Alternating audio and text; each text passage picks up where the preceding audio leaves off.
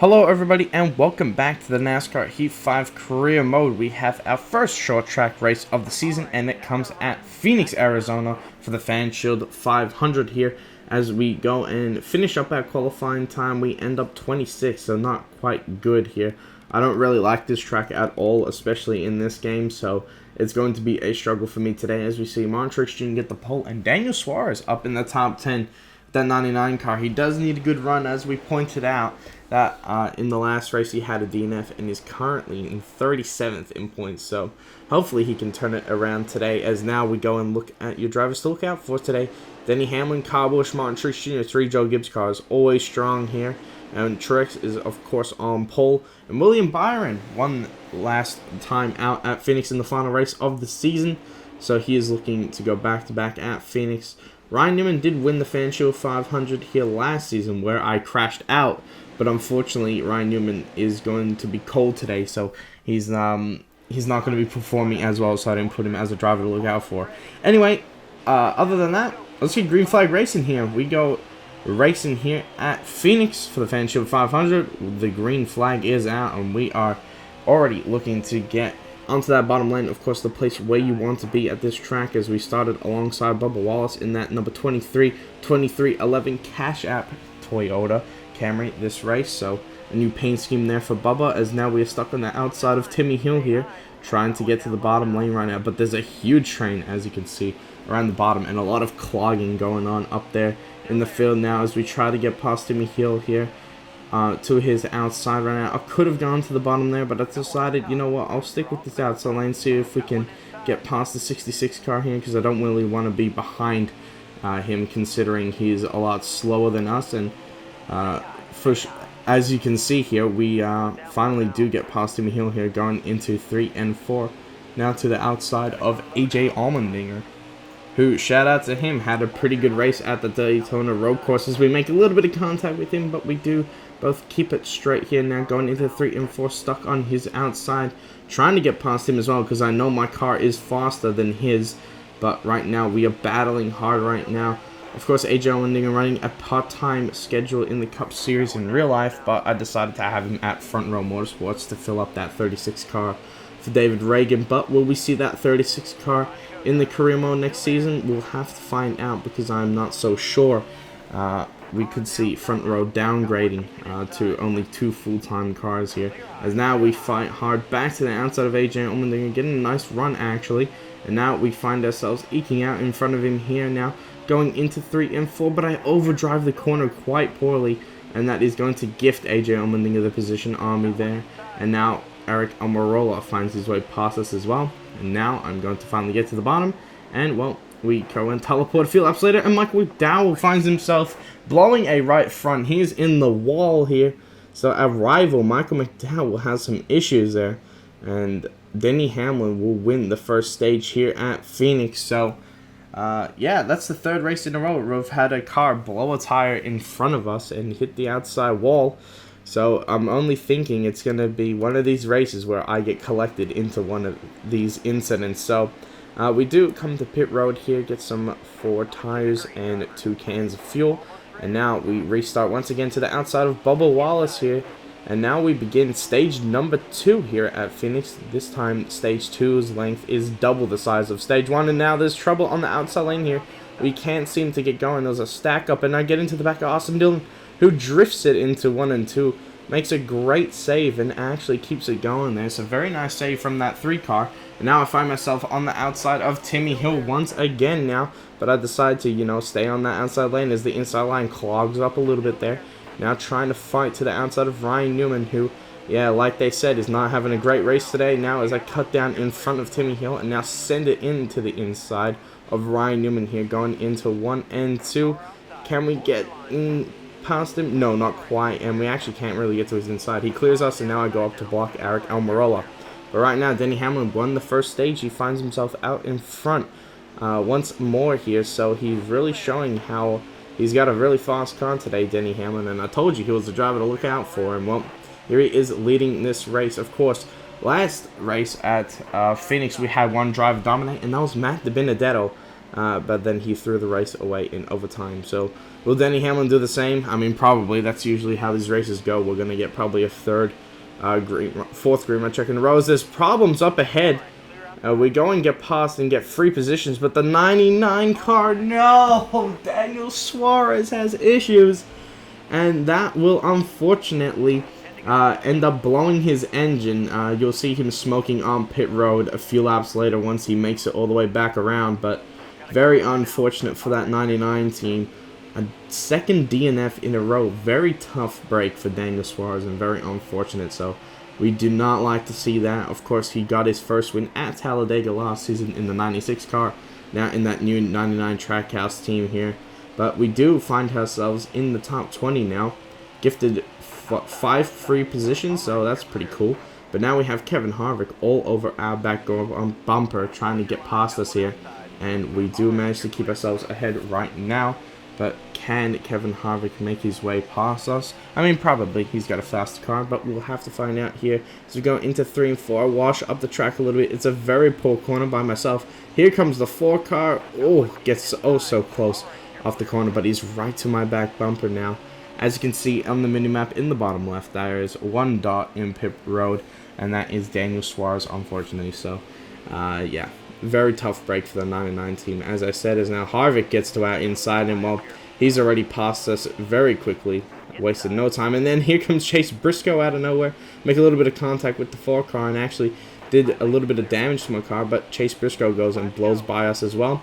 And now a couple laps later, here comes Ricky Stenhouse Jr. I decided to stay way out of the way and just overbreak the corner so that I just let the 47 pass me without any issues at all. So that'll pretty much do it for us because it doesn't look like there's anyone far back, close enough to get past us here, as now the laps wind down here in stage number 2. And sure enough, a couple laps later, Ricky Stenhouse Jr. actually got around Kevin Harvick here, coming to the line to 2 laps to go in the stage, and the caution comes out. So that will end stage 2 prematurely, a couple laps early. Denny Hamlin sweeps the stages here at Phoenix, with Alex Bowman, Joe Logano, Kyle Busch, and Chase Elliott behind him. So that'll do it for stage 2 here in Phoenix. We're going to come and get some 4 tires, 2 cans of fuel, and repair that 1 second of damage. And we find ourselves up a position right now. So what can we make of it on the restart here? On the bottom lane, finally. As green flag is back out, the final stage at Phoenix is underway, and there's already problems here because that inside line is stacking up real hard, and I don't want to make contact with that 47 car.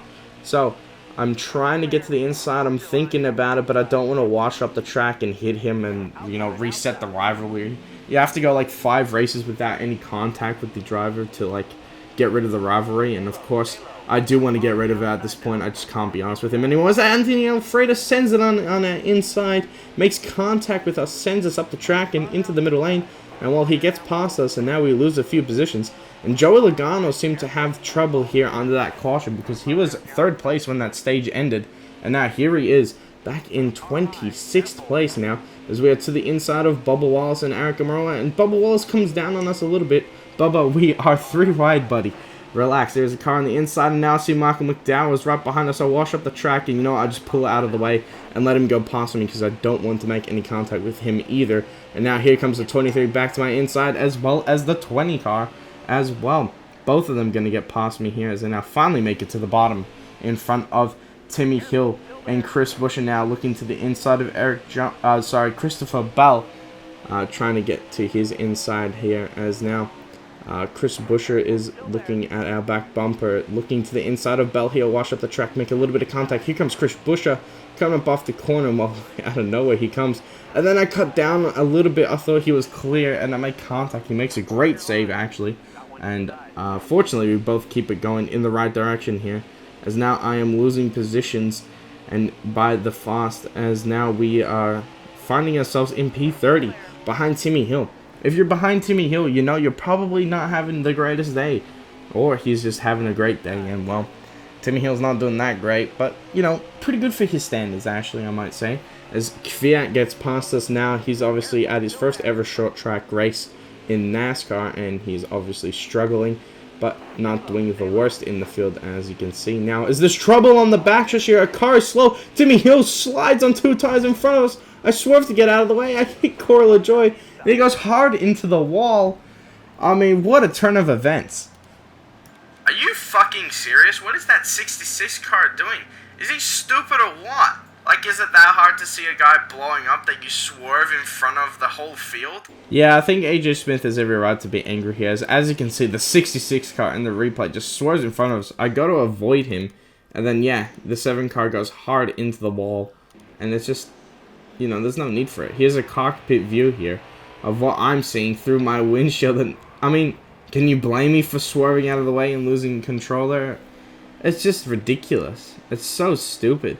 And then I go and take out the 7 car. And unfortunately, that does give a DNF to the 7 car. So, I didn't know if he blew an engine or what, like Daniel Suarez did. It was most possibly that, but the contact with him in that inside wall was definitely very hard and probably did knock him out of the races. Now we restart here. We're looking to the inside. We've got fresh tires. We've repaired the damage and now trying to get back as many positions as we can in the short time we have. So we find ourselves down in 33rd right now, but can we get ourselves back into the top 25? I mean, I sure hope so. I want to get those positions back. And of course, we are probably not going to get our goal of a top 15. We've just not had the speed. And I'm just not good at this track, I'm going to be honest. That fluke, you saw me finishing 12th with all the shenanigans that went on in the last race of the season. You're probably not going to see as good of a finish from me out of Phoenix. So we'll see how we go here. But we go to the inside of Christopher Bell, who gets held up majorly by Quinn Half here. As we do get past that Starcom 00 car that we have grown to love now. As I get squeezed down by Chris Buescher, I have no sort of like room to come up of the dogleg there. He just squeezed me down and was not quite happy with him as I rub him up the track and towards the wall here, making a little bit of contact with him, dooring him actually slightly here in the backstretch. And well, yeah, he just goes and spins, and oh, they're having a nice little make-out session there, the 3 of them, but they push him along, and well, that's going to cause a caution here, and well, of course I'm going to stay out. And what do you know, we have another race where we're going to have a green-white checker, and this time it's my fault, I understand, but I mean, it's just an absolute shit show today at Phoenix. I just want to get it over and done with as soon as possible, but we do take the green once again. Kyle Busch is now in the lead of this race. Denny Hamlin has actually fallen back, and unfortunately the dominant car of the race seems like he's going to lose here as we go and shove it in there, trying to get as many positions as we can. And then Michael McDowell comes down and slams us in the door. So now I know I'm even more pissed off at this point because he's going to reset our rivalry. So I'll go and door him into the corner. He keeps it going as now I shove it up the inside of his teammate Anthony Alfredo, giving him a little bit of payback for what he did to us early in the race. And now the 34 is all over our back bumper, being an absolute pain in the ass. As now we battle with him into 1 and 2 here. Kyle Busch continues to lead, and now the 34 is pushing us in the corner, trying to crash us, but he's not doing a very good job at it, as I'm protecting that spot from him right now. But into 3 and 4 for the final time, Kyle Busch is going to come across the line and win here at Phoenix. It's his 2nd win in 4 races already. More wins in the first 4 races of this season than he got the whole of last season. So very good to see Kyle Busch back to winning ways here. So he takes the win at Phoenix, followed by Blaney, Bowman, Chastain with a nice top 5. And then you got Hamlin, Keselowski, Elliott, Briscoe, Cindric, Custer, making that your top 10. And then, of course, we scroll down the results. Matt Benedetto had a good race today. Eric Jones, a teammate, ended up 12th, so good for him. We scroll down. William Byron kind of struggled today. Michael McDowell ends up behind us, so take the L, mate. That's all I have to say. And here are the rest of your results. As you can see, the only DNFs, Corey LaJoie, after we absolutely totaled his car. And then Daniel Suarez, of course, unfortunately had engine issues. So there's the summary for this race. 22nd position is where we ended up with a nice cool 300 grand. We failed our contract, unfortunately, so that is just a bit of an L, let's be honest. But yeah, no 4 top 5s in a row. So next race is Atlanta, Homestead, Texas. 2 top 10s I think are doable, especially at Atlanta. We had a very good race at Atlanta last season where we ended up 6th place in that Starcom car. So we can hopefully back that up with this next Atlanta race here. As now we scroll down, show you the playoff drivers right now. It doesn't really mean too much. We're only, 4 races into the season, so it's not going to matter too much right now where we are. We're just going to try and get as many points and try and win the race, really. But right now, BJ McLeod is winning the battle for last, and as you can see, Suarez down here in 38th, so very unlucky for him. So that'll do it for today's coverage at Phoenix. I'd like to thank you all for watching. I hope you all enjoyed today's video. Just a reminder, if you have not yet subscribed, hit that subscribe button, hit that bell button. I upload pretty regularly at this point.